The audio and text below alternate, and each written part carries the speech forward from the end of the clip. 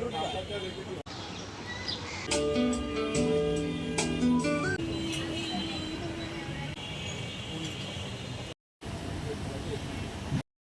Everyone, welcome to my new blog.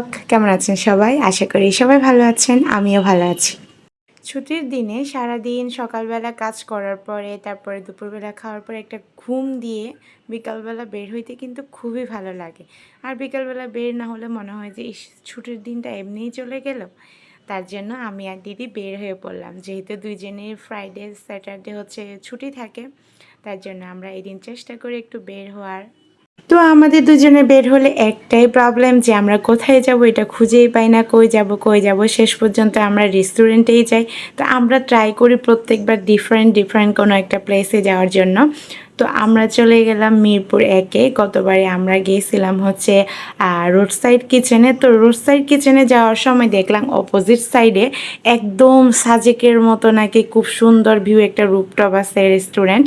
তো আমরা চিন্তা করলাম চল আজকে তাহলে ওখানেই চলে যাই। তো যেই ভাবা সেই কাজ, আমরা চলে এলাম কান্ট্রি সাইড রুপটপে। তো এটা হচ্ছে একদম মিরপুর 1-এর ঈদগাহ মাঠের অপোজিট সাইডে। তো আমরা ঢোকার পরে তো পুরা হা হয়ে গেছি, কারণ এইটা পুরাটা বাঁশ দিয়ে ডেকোরেশন করা, যেন আমাদের একদম এলাকার মানে কোনো একটা বাড়ি বা কোনো একটা রেস্টুরেন্ট, যেটা আমাদের রাঙ্গামাটিতে করা হয়। তো ঢুকার পরে আমরা যা সিঁড়িতে দেখে মুগ্ধ। তারপরে এই যে ভিতরে ঢুকলাম, ভিতরে ঢুকে তো আরও বেশি সুন্দর, আরও বেশি সুন্দর। এইটা একদম ফ্রন্টেই ছিল, ঢুকা মাত্র এটা ঝর্ণার মতো একটা প্লেস রাখছে ওনারা। তো ওখানে হয়তো ঝর্ণাটা বা পানিটা ছাড়া থাকলে আরও বেশি সুন্দর লাগতো। তো আমরা যখন গেছি দুর্ভাগ্য এটা পানি ছাড়া ছিল না। তারপরে ফ্রন্টে একটা এরকম একটা দোলনা থাকে, যেটাতে আপনি চাইলে দোল খেতে পারবেন, এখানেই হতে বসে বসে আপনার খাবারটাও এনজয় করতে পারবেন অ্যাজ ইউ উইশ। তো এখানে দিদি হচ্ছে দোলনায় বসে পড়ল, আর আমি টুকটুক করে ভিডিও নিচ্ছিলাম ব্লগের জন্য।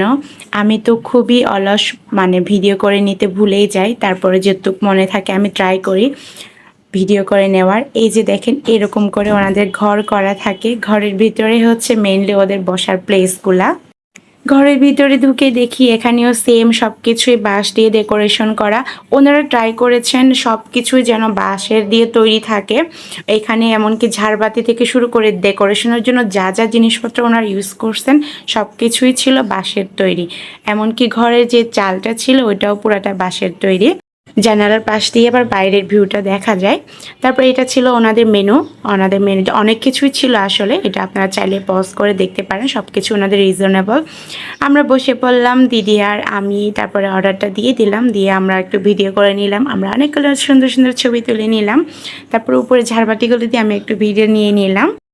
দেন চলে আসলো আমাদের খাবার। আমরা তেমন একটা খাবার অর্ডার করতে পারিনি, কারণ আমাদের দুইজনেরই পেট ভরা ছিল। আমরা জাস্ট ছবি তুলবো, ভিডিও করব, এই জন্যই হচ্ছে যাওয়া এই সুন্দর প্লেসটাতে, কারণ এটার রিভিউ অনেক ভালো ছিল। আসলেই হচ্ছে খাবারটাও অনেক ভালো ছিল। এই কাবাবের সাথে এই সালাডটা জোস লাগতেছিল রুটি দিয়ে খেতে।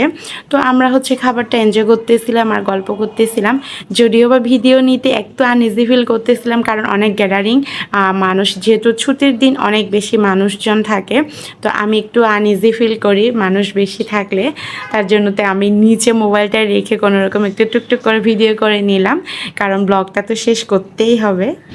খাবারটা কমপ্লিট করার পরে নিয়ে নিলাম ক্যাপাচিনো। আমার ভীষণ ভালো লাগে, দেখতেও সুন্দর লাগে। তারপরে আমি আবার একটু বাইরে বের হয়ে টুকটুক করে ভিডিও করে নিলাম। এটা ছিল আরেকটা ঘর, আমরা বসছিলাম আরেকটা ঘরে। ঘরের চারপাশে কিন্তু সুন্দর গাছ লাগানো ছিল, দেখতে অনেক বেশি ভালো লাগে। তারপরে আমি তো দোলনায় বসে পড়লাম, দোলনায় বসে অনেকক্ষণ ছবি তুলে নিলাম, ভিডিও করে নিলাম। এই দোলনা খালিই থাকে না, সব সময় মানুষ বসা থাকে। খাওয়া দাওয়া শেষ, সোনার বাংলাদেশ। আমরা 60 ফিটের রাস্তা দিয়ে মেলা দেখতে দেখতে বাসায় এসে পড়লাম। আশা করি আপনাদের ভালো লাগবে। দেখা হবে নেক্সট কোনো ভিডিওতে। টাটা।